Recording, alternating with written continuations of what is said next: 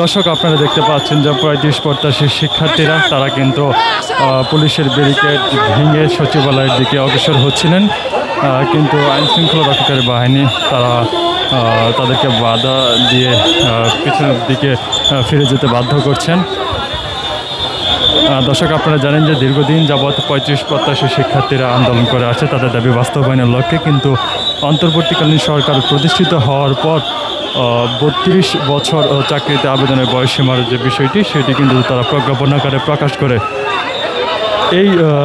আন্দোলন যারা দীর্ঘদিন ধরে করে আসছিলেন এবং এই আন্দোলনে যারা আহ্বায়ক ছিলেন তারা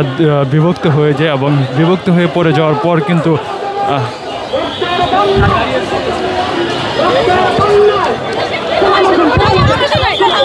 আমাদেরকে যেভাবে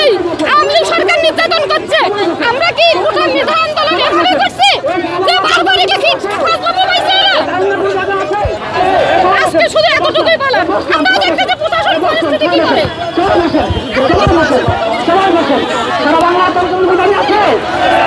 আমরা কি বোঝা হয়েছে?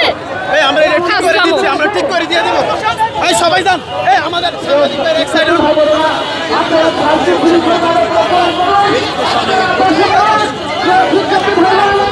দর্শক, আমরা যেমনটি আপনাদেরকে বলছিলাম যে দীর্ঘদিন যাবত তারা আন্দোলন করে আসছিলেন এবং তারা আওয়ামী সরকারের আমল থেকে আন্দোলন করে আসছে এবং সেই আন্দোলনের পরিপ্রেক্ষিতে ৩২ বছর চাকরিতে আবেদনের বয়সসীমা যখন প্রজ্ঞাপন আকারে প্রকাশ করে তৎক্ষণাৎ কিন্তু আমরা দেখতে পাই যে তাদের আগে যে নেতৃত্ব দিয়েছিলেন আহ্বায়ক ছিলেন এই আন্দোলনের শুভ, তিনি কিন্তু এই আন্দোলন থেকে দুধে গোসল করে তিনি কিন্তু এই আন্দোলন থেকে চলে যান এবং তিনি যেমনটি বলেছিলেন যে যেহেতু তিনি আহ্বায়ক ছিলেন এবং তিনি এই ৩২ দাবিটি মেনে নিয়েছেন, সেক্ষেত্রে অন্য দাবিটি বাস্তবায়িত হওয়া না হওয়ার এই বিষয়ে কোনো আর প্রশ্ন থাকে না। কিন্তু পরবর্তী সময়টিতে আমরা দেখতে পাই যে নতুন করে তারা সংগঠিত হয় এবং সংগঠিত হওয়ার পরবর্তী সময়টিতে